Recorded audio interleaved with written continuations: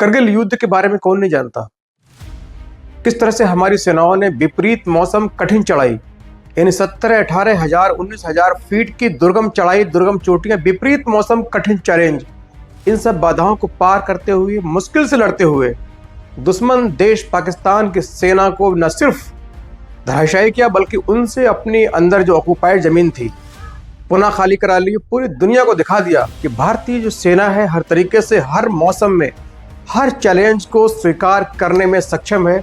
और शायद इसीलिए पूरी दुनिया में भारतीय सेना जानी जाती है कि असंभव को संभव कर देती है, मुश्किल को आसान कर देती है। और हमारी सेनाओं ने कारगिल में कर दिखाया जो बिल्कुल असंभव था। एक तरफ दुश्मन देश की सेना धोखे से हमारी चौकियों पर सर्दी के मौसम में शिमला समझौता का उल्लंघन करके हमारी चौकियों में आकर बैठ जाती है।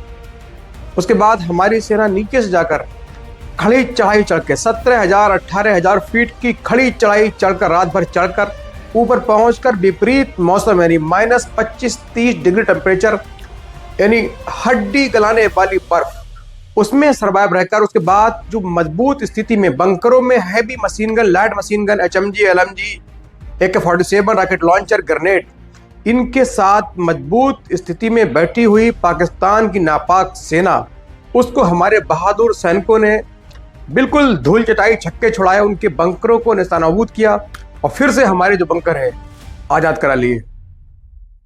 दोस्तों, युद्ध आता है, चला जाता है। हम आप युद्ध के समय बहुत सेना की वाहवाही करते हैं, याद करते हैं, फिर अपने अपने कामों में खो जाते हैं, अपने व्यापार में लग जाते हैं।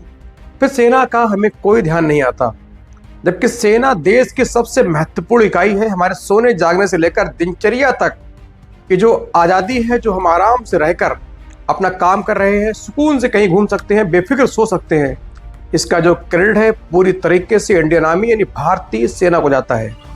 लिहाजा बहुत जरूरी है उनकी जो कहानियां, उनका जो शौर्य है, पराक्रम है, उस पर बात करें, उनको जानें कि आखिर क्यों, कैसे हमारे लिए, हमारे देश की सेना अपने प्राणों की आहुति दे देती है।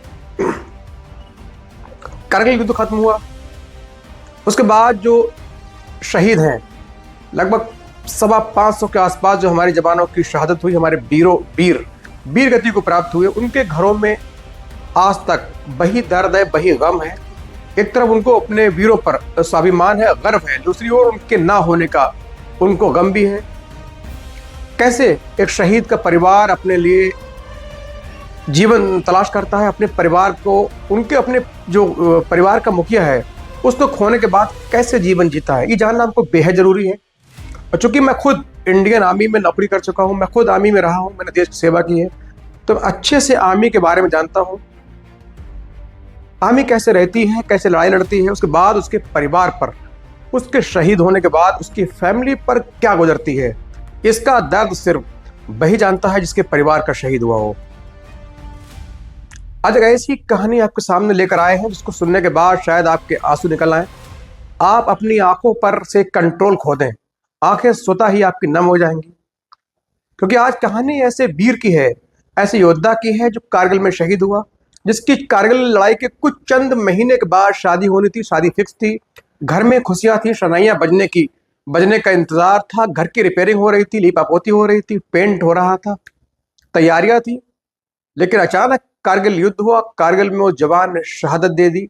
उसके बाद उसकी माँ आज तक यानी पूरे 25 साल से लगातार उसके कमरे में उसकी यूनिफॉर्म, उसके शूज, उनके जो कपड़े हैं, गारमेंट है, उनके जो ट्रंक है, उनकी जो आर्मी की जो निशानियां हैं, पूरी सामने रखकर उनको डेली उनके सूट पर पॉलिश करती हैं, उनकी यूनिफॉर्म धोई जाती है, प्रेस की जाती है, बड़े तरतीब से घर को उस कमरे में मंदिर की तरह शहीद के जो कमरा बना दिया। और इससे बड़ी बात, शहीद की माँ आज भी थाली लेकर रोजाना तीनों वक्त अपने बेटे के लिए खाना लेने जाती, खाना लेकर पहुंचती हैं और उनके लिए प्रार्थना करती है। उनको उम्मीद है, उस लाचार बूढ़ी माँ को आज भी उम्मीद है कि उसका जो बेटा है वो एक न एक दिन जरूर उसके पास फिर से आएगा। ये कहानी है पवन कुमार सैनी की, जो भारतीय सेना के सैनिक थे। बचपन से ही उनकी जो शिक्षा है, अपने प्रारंभिक शिक्षा प्राइमरी स्कूल में हुई, उसके बाद शुरू से ही उन्होंने आर्मी के जो वाहन है वो देखे, आसपास के गांव के सैनिकों को देखा, जिससे उनके अंदर भी देश प्रेम की भावना बचपन से ही पैदा हो गई। अपनी माँ से अक्सर कहते, माँ मैं एक दिन वर्दी में आपको आके दिखाऊंगा, मेरे पास बंदूक होगी, मैं फौजी बनूंगा, देश की सेवा करूंगा। माँ कहती ठीक है बेटा, पहले ठीक से पढ़ तो ले, उसके बाद जो चाहे करना। बेटा पढ़ता रहा। उसके बाद जैसे ही हाई स्कूल क्रॉस किया, उसके बाद तुरंत आर्मी की भर्ती देखी, पहली बार में सिलेक्ट हुए, अपनी यूनिट ट्रेनिंग की, कठिन प्रशिक्षण लिया, अपनी यूनिट गए, वहां रहकर देश की सेवा की। अचानक वर्ष आई 1999। 1999 में अचानक जब कारगिल युद्ध की घोषणा हुई तो इनकी बटालियन को भी कारगिल में लड़ने के लिए आमंत्रित किया गया। यूनिट को निमंत्रण मिला, 24 घंटे का वक्त मिला। इनकी जो बटालियन है उसको 24 घंटे का टाइम मिला कारगिल पहुंचने के लिए। 24 घंटे में इनकी जो बटालियन है कारगिल पहुंच जाती है। उसके बाद इनको उनके जो कमांडिंग ऑफिसर सीओ है ब्रीफ करते हैं, हालात के बारे में बताते हैं। 2 दिन रहकर उनको वहाँ के जो वेदर है उसमें घोला जाता है, वेदर के अनुरूप ढाला जाता है। वहाँ के बारे में नक्शे में पढ़ाई करते हैं कि किस तरीके से किस आपको चोटी पे जाना है, कहाँ दुश्मन बैठा हुआ है, कहाँ हम लोग हैं। पूरी जो भौगोलिक स्थिति समझाने के बाद इनको टारगेट मिलता है कारगिल में बैठे युद्ध जो दुश्मन है उनको खदेड़ने के लिए। इनकी पूरी टीम जो बटालियन है उसको कई टुकड़ों में बांटकर कंपनी वाइज 6 कंपनियों को अलग अलग रास्ते से चढ़ाई शुरू कराते हैं। कारगिल की 17,000 फीट ऊंची चोटी पर इनको भेजा जाता है। रात भर चढ़ने के बाद सुबह तक ये ऊपर पहुंचते हैं। जब पहुंचते हैं तो देखते हैं कि सामने दुश्मन देश है। पूरी तरीके से चौकियों में उनके जो सैनिक हैं बड़े बड़े हथियार, LMG light machine gun, HMG heavy machine gun, mortar, rocket launcher, grenade जैसे हथियारों के साथ लैस मोर्चे में बैठे हुए हैं। इन्होंने अपने सैनिकों साथियों से कहा कि हम लोग को बहुत सब्र से, धैर्य से काम लेना होगा। इनके ऊपर सीधे गोली करने का मतलब अपना ज्यादा नुकसान। और लड़ाई में सैनिक की ट्रेनिंग होती है कि खुद को कम से कम नुकसान देकर सामने वाले को ज्यादा से ज्यादा डिस्ट्रॉय करना, नष्ट करना, नुकसान पहुंचाना। उसी के मुताबिक उन्होंने पहले प्लानिंग की और सीधे न जाकर अपने जवानों के साथ, साथियों के साथ 3-3 के ग्रुप में बटे और साइड से धीरे से चलने रात होने का इंतजार किया और बंकर के सामने से ना हो जाकर बल्कि साइड से जाकर 2 टीमों के बांटकर साइड से जाने का इन्होंने जो प्लान बनाया। रात भर पूरे दिन वहीं चुपचाप पड़े रहे, रात होने का इंतजार किया। रात होते ही, क्योंकि लड़ाइयाँ अक्सर रात को होती हैं क्योंकि रात को कैजुअलिटीज होने का बहुत खतरा कम होता है।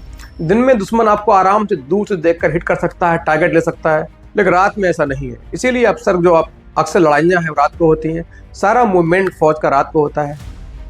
उसके बाद रात हुई, ये अपने सैनिकों के साथ, अपने जो साथी हैं उनके साथ क्रोलिंग यानी कोनिया और घुटनों के बल पर लेटकर आगे सरकते हुए आगे बढ़े। धीरे धीरे दुश्मन के बहुत नजदीक पहुंचे। जैसे ही दुश्मन के बंकर के पास पहुंचे, इनके पास सीधे दुश्मन को भनक लगी। उसने फौरन अपनी मशीन गनों का फायर खोल दिया। उसके बाद उन्होंने फौरन अपने हाथ से जो बैग से ग्रेनेड निकालकर दुश्मन के बंकर पर फेंका। बंकर में ग्रेनेड जाते ही वहां जोर का धमाका हुआ। ग्रेनेड से ये चोट से बंकर के परछक्के उड़े, उसमें से कई जवानों के चिल्लाने की आवाज आई। उसके बाद ये और आगे बढ़े, लेकिन पीछे से पाकिस्तान आर्मी की जो इन्फोर्समेंट है और आ गई। उसने पूरी तरीके से इन पे फायर किया। इन्होंने जवाब दिया, लेकिन जवाबी कार्रवाई में इनके कई गोलियां लग चुकी थीं, लेकिन आखिरी दम तक अपनी राइफल से फायर करते रहे और फायर करते करते वीर गति को प्राप्त हो गए। उसके बाद इनकी बॉडी लगभग 3 से 4 दिनों के बाद किसी तरह दूसरा जो ट्रुप्स है, हेल्प सपोर्ट जो टीम है वो पहुंचती है। वो दुश्मन को एंगेज करके इनकी बॉडी को किसी तरह लाने में कामयाब होती है। इनका पार्थिव शरीर झंडे में, तिरंगे में लपेटकर इनके गृह नगर अंबाला लाया जाता है। पूरे अंबाला में आंखें नम थीं। पूरे अंबाला की सड़कों पर इनकी शव यात्रा निकाली गई। लोग जयकारे नारे लगा रहे थे, जब तो सूरज चांद रहेगा, पवन कुमार तेरा नाम रहेगा। ऐसे नारों के साथ पूरे अंबाला की सड़कें गूंज उठी। उसके बाद इनका पूरे हिंदू रीति रिवाज के मुताबिक अंतिम संस्कार किया गया। लोग चले गए, रिश्तेदार चले गए, धीरे धीरे आसपास के लोग हैं तो भूलने लगे, अपने काम में लग गए। लेकिन घर में एक ऐसी चीज होती है, ऐसी जान होती है, ऐसा शख्स होता है तो शायद मरने के बाद भी अपने बेटे का गम ना भूल पाए। उसे कहते हैं माँ। माँ के सामने ये खबर जब पहुंची, माँ के होश भागता हुए अंतिम संस्कार हुआ। किसी तरह लोगों ने संभाला, समझाया, बुझाया। उसके बाद माँ लगातार बेटे के गम में और जल्दी बूढ़ी होती गई। गम की वजह से उनका जो स्वास्थ्य है खराब होने लगा।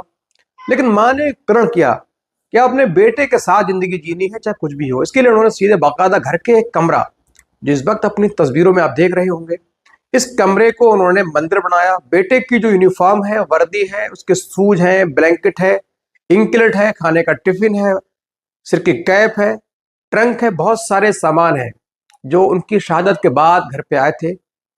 उनको रखकर उनको डेली साफ करना, सफाई करना, डेली यूनिफॉर्म पे धोना, बाकायदा उस पर प्रेस करना, और उनको बाकायदा तीनों वक्त बेटे के लिए थाली लेकर उस कमरे में इंतजार करना कि मेरा बेटा कहीं न कहीं किसी न किसी रूप में इस खाने को खा रहा होगा। ये माँ का विश्वास है।